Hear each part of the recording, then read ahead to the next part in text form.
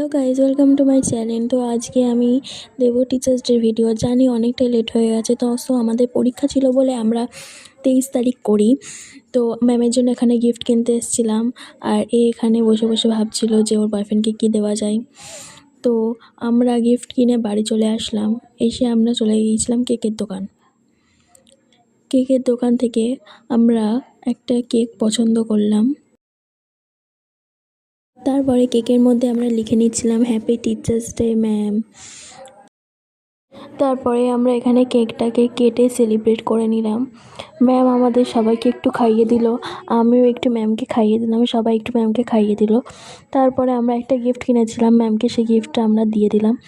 Ma'am তো শুধু একটু বকাবকি করছিল, কেন এরকম করতে গেলি, এসবের কী দরকার ছিল।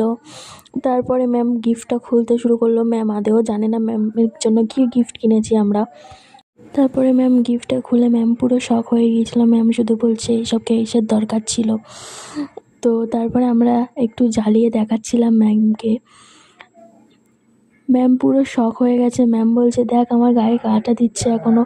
আমি পুরো শক হয়ে গেছি, তোরা এইসব করেছিস বলে আমরা একটু হাসাহাসি করছিলাম। খুব সুন্দর হয়েছে বলছিল। তারপর আমরা কিছু ছবি তুলে নিলাম এখানে।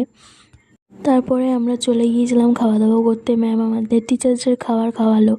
সো আজকের ভিডিওটা এই অবধি। আমি এখন বাড়ি যাই, তোমাদের সঙ্গে কাল দেখা হবে। So tata, bye bye guys.